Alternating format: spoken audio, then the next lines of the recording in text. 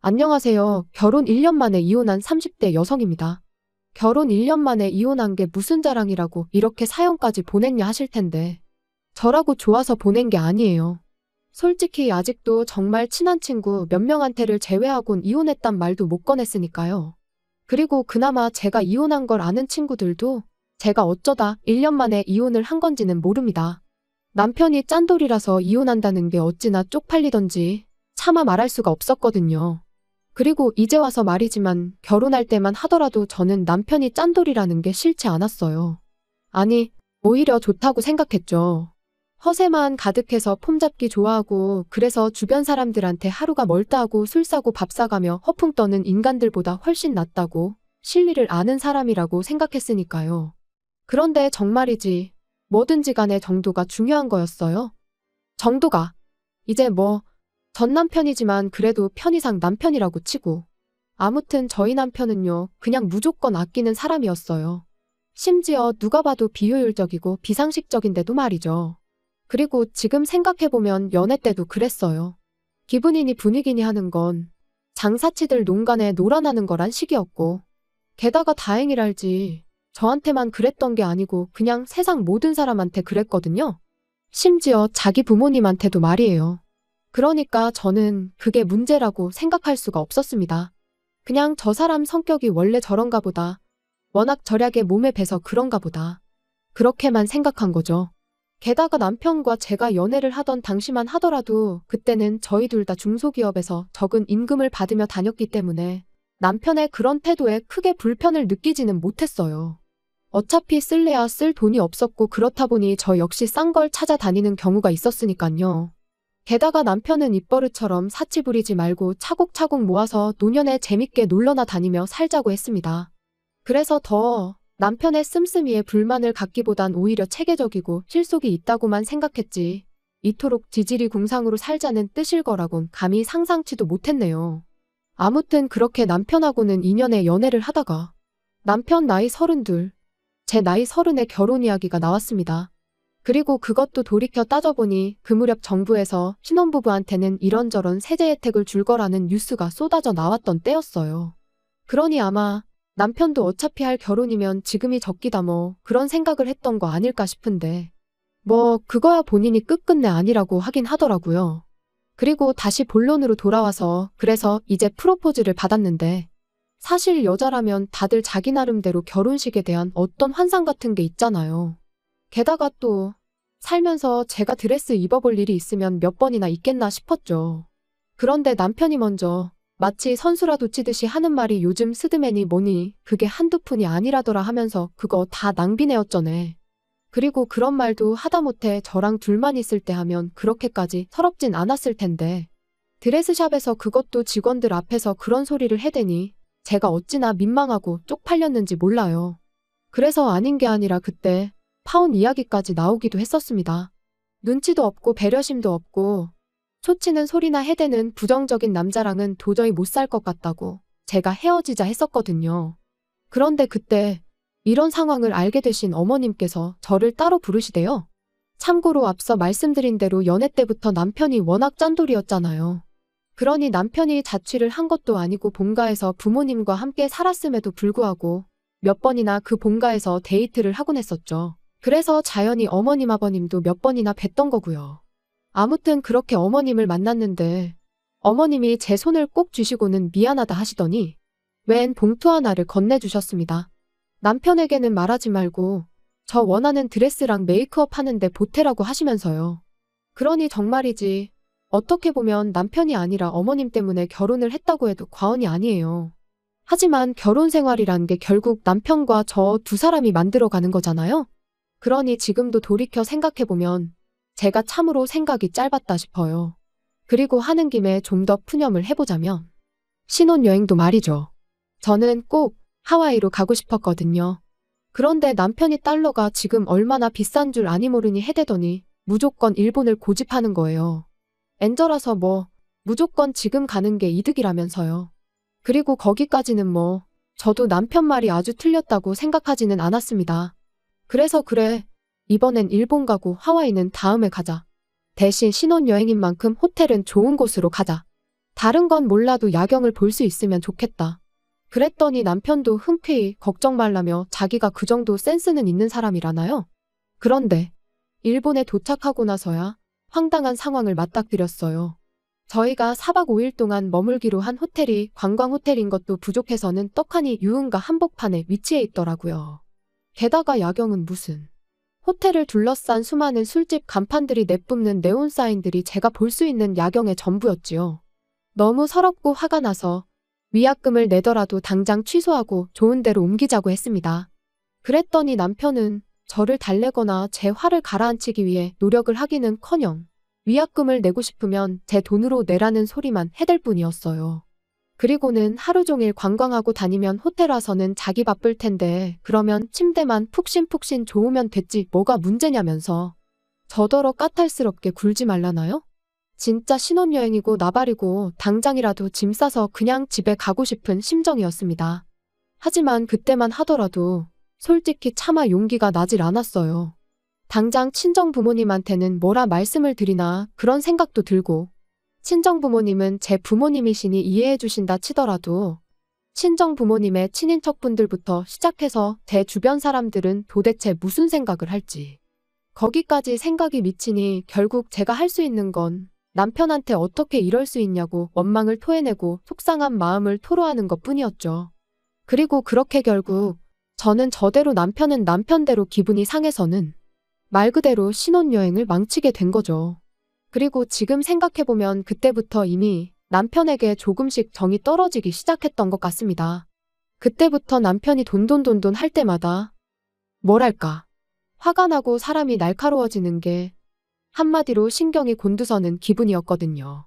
그러다 한편 결혼한 지 반년이 지나가던 무렵 제가 회사를 나와 아주 작게나마 제 사업을 시작하게 됐어요. 그런데 사무실 하나 얻은 것도 아니고 정말 온라인으로 작게 시작을 했는데도 이래저래 어쩔 수 없이 발생하는 비용들이 있는 거예요. 일이랑 관련된 사람들도 만나야 했고요. 그런데 이걸 가지고 남편이 태클을 걸기 시작했습니다. 돈을 벌기도 전에 써대끼는데 재미가 들렸다면서. 저를 마치 사업가라는 타이틀에 취해서는 여기저기 돈이나 펑펑 쓰고 다니는 여자 취급을 하더라니까요. 참고로 사업을 시작할 때부터 운영하는 내내 남편한테서 이런 한 푼 받아 써본 적이 없어요. 전부 다 제가 직장 생활에서 벌은 돈으로 충당했고 부족한 건 대출받아 썼거든요. 생활비는 연애할 때와 마찬가지로 남편과 정말 칼같이 나눠서는 반반 부담을 했고요. 그런데 남편이 그렇게 잔소리를 해대니 남편 말 맞다나 그게 피가 되고 살이 되긴커녕 제 귀에는 마치 굳은 살처럼 박혀서는 나중엔 뭐라건 간에 넌 떠들어라 난 안 들린다 그렇게 되더라니까요. 사실 남편이 돈 앞에서 절절매게 된 데에는 나름의 사연이 있긴 했어요. 제가 다 줄줄이 말하진 못했지만 사실 결혼하고 이후로 남편하고 번번이 돈 문제로 부딪히곤 했는데 그걸 알게 되신 어머님께서 말씀해 주시길 실은 남편이 어렸을 땐 시댁 형편이 지금보다도 훨씬 안 좋았었답니다. 그리고 그런 상황에서 어머님은 어린 아들에게도 뭐가 됐건 간에 아껴 쓰길 가르치셨는데 문제는 형편이 나아진 이후에도 남편의 태도는 달라지지 않더랍니다. 언제 또 힘든 나날이 찾아올지 모르니 매일같이 대비를 해야 한다면서요. 그리고 어머님 아버님은 어쨌든 남편이 그렇게 된 게 당신들 때문이라고 생각하고 계셨기 때문인지 그런 남편을 말리지도 어쩌지도 못하셨던 거죠. 그런데 저로서는 연애할 때는 그나마 일주일에 한두 번 만나서 데이트할 때나 보던 모습을 이제 하루가 멀다 하고 지켜봐야 했으니 말 그대로 스트레스가 이만저만이 아닌 게 저 인간을 내가 평생 감당할 수 있을까 싶더라고요. 그리고 그런 남편에게 결국 두 손 두 발 다 들게 된 일이 있었으니 친정어머니가 저희 집에 오셨던 날이었어요. 아무래도 제가 사업을 시작하고 바빠지자 제가 집안일에 좀 소홀해질 수밖에 없었는데 저는 이 부분 같은 경우도 솔직히 남편이나 저나 하는 일이 달라서 그렇지 어쨌든 맞벌이를 하고 있던 거잖아요.